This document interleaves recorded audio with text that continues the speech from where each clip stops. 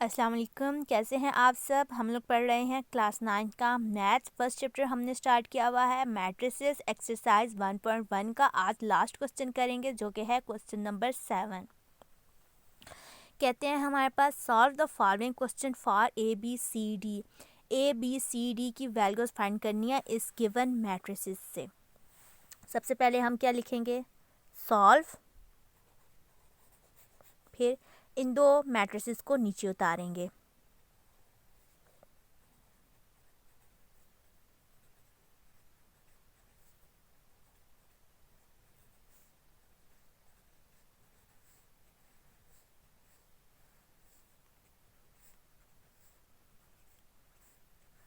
ये हमने नीचे उतार दिया, एज इट इज़ जैसा ऊपर था वैसे ही हमने नीचे लिखा है। ये मेरा स्टाइल है, ऐसे मैं सॉल्व करती होती हूँ। अगर मैं मैथ्स के क्वेश्चन करूँ तो सॉल्यूशन के बाद वही वाला जो मतलब क्वेश्चन होता है उसी को मैं नीचे लिखती हूँ। फिर उसके बाद अब हमने नेक्स्ट क्या करना है कि देखना है, कंपेयर करना है। देखें, फर्स्ट रो फर्स्ट एलिमेंट इनको आपस में कंपेयर करना है। क्या आ गया हमारे पास, A plus B is equal to, दरमियान में कौन सा साइन है, इक्वल टू का, इसलिए हमने इक्वल टू का साइन ही लिखा है। और हमारे पास आ गया -1, इसको हम इक्वेशन 1 का नाम दे देते हैं। सेम इसी तरह से हम लिखेंगे b plus 2c is equal to 4, equation 2c plus d is equal to 8, equation 3 and 2a minus D is equal to 0, equation 4। देखें, आपको समझ आ रही होगी कि मैंने क्या किया है। देखें, a plus B first row का फर्स्ट एलिमेंट था, तो मैंने इसको इसके साथ फर्स्ट रो के फर्स्ट एलिमेंट के साथ कंपेयर किया है, सेकंड एलिमेंट को सेकंड एलिमेंट के साथ, और थर्ड यानी सेकंड रो के फर्स्ट एलिमेंट को फर्स्ट एलिमेंट के साथ। Second row first element, second row first element, second row second element and second row second element, इनको आपस में हमने कंपेयर कर दिया। अब पीछे जो हमने क्वेश्चंस किए थे उसमें क्या था कि ए की वैल्यू यहाँ पे गिवन थी और उसके क्रॉसपॉन्डिंग एलिमेंट लिखा, तो वो आपस में इक्वल आ गए, उनकी वैल्यू आ गई। यहाँ पे थोड़ा सा डिफरेंट है, क्या है कि हमने देखना है यहाँ पे कि क्या हमने देखा है कि दो दो में एक वैल्यू आ रही है। यहाँ पे भी बी है, यहाँ पे भी बी है, यहाँ पे सी है, यहाँ पे सी है, यहाँ पे डी है, यहाँ पे डी है, यहाँ पे ए है, यहाँ पे भी ए है। तो इसको हम कैसे सॉल्व करेंगे ये मैं अभी आपको बताती हूँ। देखिए, सबसे पहले तो ये आप जान लें कि जिसके साथ कोई साइन नहीं होता इट्स मीन के उसके साथ प्लस का साइन होता है। माइनस का साइन हमेशा वैल्यू के साथ लिखा होगा, और अगर कोई साइन ना लिखा हो तो आप समझ जाएं कि वो ऐड का साइन है, यानी उसके साथ प्लस है, उसको हमने प्लस करना है। जिसके साथ कोई साइन ना हो उसके साथ प्लस का साइन होता है। अब हम क्या करेंगे, पहली दो इक्वेशंस को लेके देखें, यहाँ पे भी 1 भी है, यानी इसके साथ 1 है, जिसके साथ कुछ ना हो इस मीन उसके साथ 1 है, यहाँ पे भी 1 है और यहाँ पे भी 1 भी है। इन दोनों को आपस में, अब देखें यहाँ पे प्लस है, यहाँ पे प्लस है, अगर हम इनको ऐड करेंगे तो ये हमारे पास 2b बन जाएगा। लेकिन अगर हम इनको सब्ट्रैक्ट करेंगे तो ये हमारे पास कैंसिल हो जाएगा। तो फिर हम क्या लिखेंगे, सब्ट्रैक्ट इक्वेशन 1 फ्रॉम इक्वेशन 2।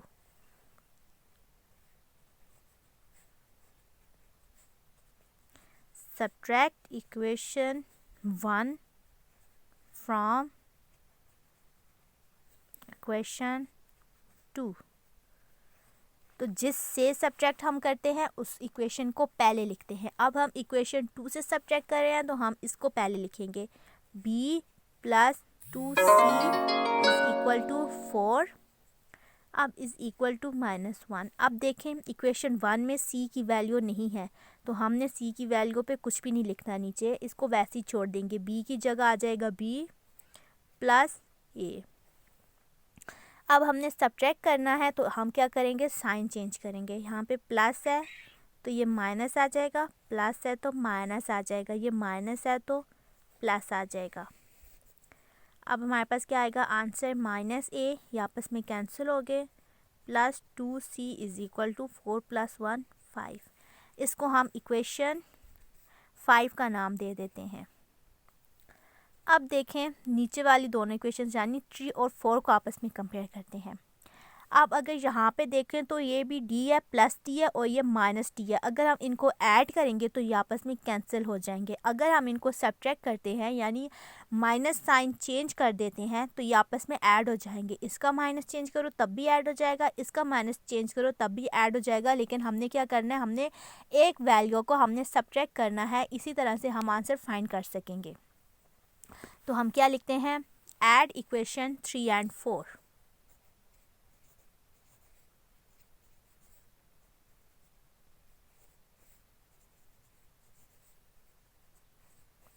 ये मैं आपको बहुत ही आसान तरीके से करवा रही हूँ, ये मेरा मेथड है करने का, बहुत ही आसान तरीका है। देखें इक्वेशन 3 लिखी, 2c plus D is equal to 8 and c के नीचे a आ रहा है ना, तो a को हम अलग लिखेंगे। 2a minus D is equal to 0, इसको हम ऐड कर देंगे तो हमारे पास आ जाएगा 2a, ऐड किया है तो हमारे पास प्लस आ गया, 2c हमारे पास कैंसिल हो गया तो ये हमारे पास 8 आ गया। अब हमारे पास क्या बन गया, इस इक्वेशन का नाम दिया हमने 6 का। ये मैं रोमन में लिख रही हूँ, आपने कंफ्यूज नहीं होना है। ये इक्वेशन नंबर 6 है, ये इक्वेशन नंबर 5 है, ये इक्वेशन नंबर 4 है। अब देखें क्या नेक्स्ट स्टेप होगा। अब इसमें हमने ये जो नई दो इक्वेशंस आई हैं, देखें यहाँ पे भी 2c है, यहाँ पे भी 2c है, तो इनको अब हम आपस में कैंसिल करेंगे। क्या लिखें, subtract equation 5 from equation 6। Subtract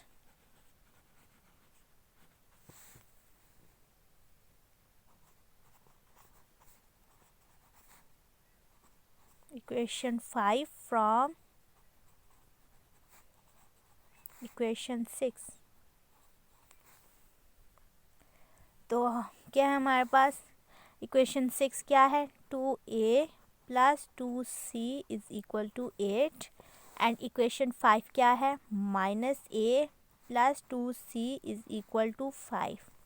sign change करेंगे क्योंकि हमने सब्ट्रैक्ट करना है।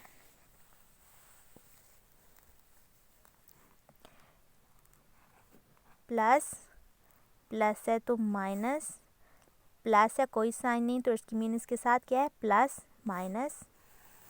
अब ये 2 + 1 3a, ये कैंसिल हो जाएगा और ये हमारे पास 5 6 7 8 3 बच जाएगा।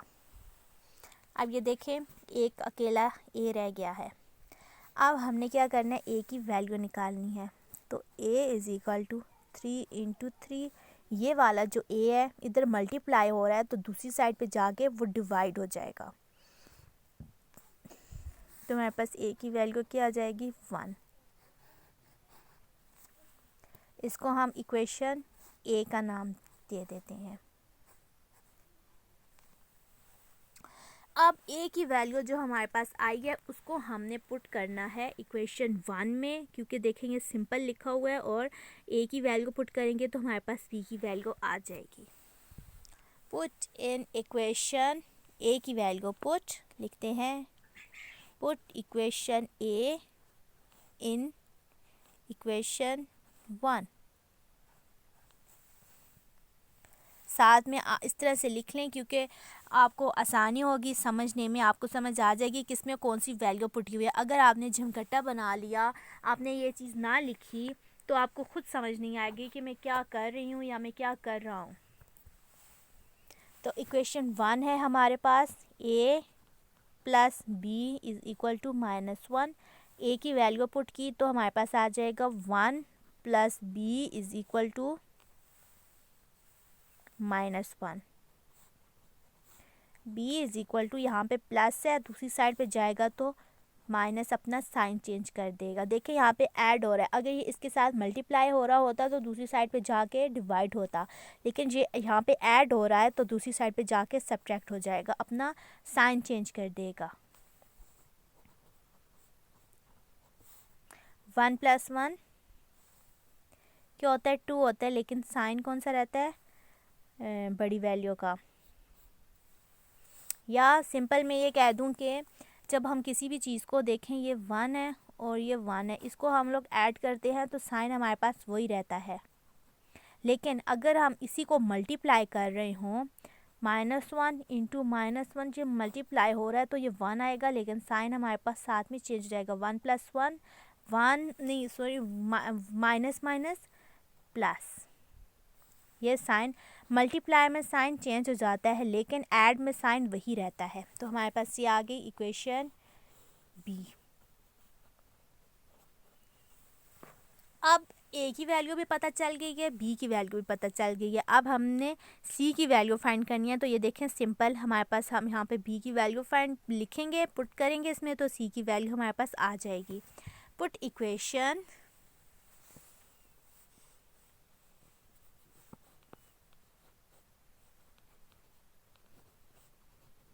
Be in equation 2। इक्वेशन 2 है हमारे पास b + 2c = 4। b की वैल्यू क्या है, -2 + 2c = 4 और 2c 4 + 2, क्योंकि इसके साथ माइनस था और यहाँ पे जाके इसने साइन चेंज कर दिया तो प्लस हो जाएगा। 2c = 6। अब ये मल्टीप्लाई हो रहा है तो यहाँ पे आके ये डिवाइड हो जाएगा। c = 6 / 2 और c = 3। इक्वेशन सी। अब हमारे पास c की वैल्यू भी आ गई है। अब हमने d की वैल्यू फाइंड करनी है। तो हम मर्ज़ी है आपकी, इसमें फाइंड करते हैं या इसमें पुट करते हैं या इसमें पुट करते हैं। तो मैं सिंपल प्लस वाले में पुट करूँगी। इक्वेशन 3 में put equation c in equation 3।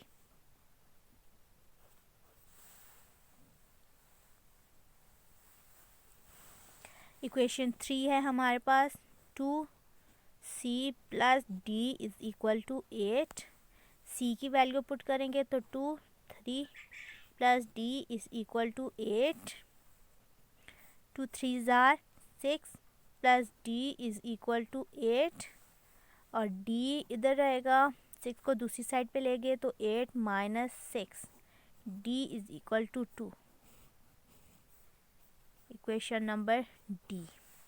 ये हमने यहाँ पे क्वेश्चन सॉल्व कर दिया है, क्योंकि हमने क्या बोला हुआ था कि आप फाइंड करें ए बी सी डी की वैल्यूज़, तो हमने फाइंड कर दी है। एक दफ़ा फिर से मैं रिपीट कर देती हूँ कि हमारे पास ये क्वेश्चन था, इसमें हमने वैल्यूज़ फाइंड करनी है ए बी सी डी की। तो हम क्या करेंगे, उनके क्रॉसपॉन्डिंग एलिमेंट के साथ पहले उनको कंपेयर करेंगे, यानी =2 के बाद जो वैल्यू आएगी यहाँ पर हमने वो लिखा। फिर उसके बाद हम उन दोनों को आपस में, जो हमारे पास वैल्यूज़ आई हैं, यहाँ पे 4 आई हैं, 4 इक्वेशंस बनी हैं, इन दोनों को, इन चारों को आपस में इस तरह से करना है कि हमारे पास 2 नई इक्वेशंस बन जाएं। देखें जैसे मैंने किया है 1 और 2 को, फिर 3 और 4 को, तो हमारे पास 5 और 6 नई 2 इक्वेशंस बन गई।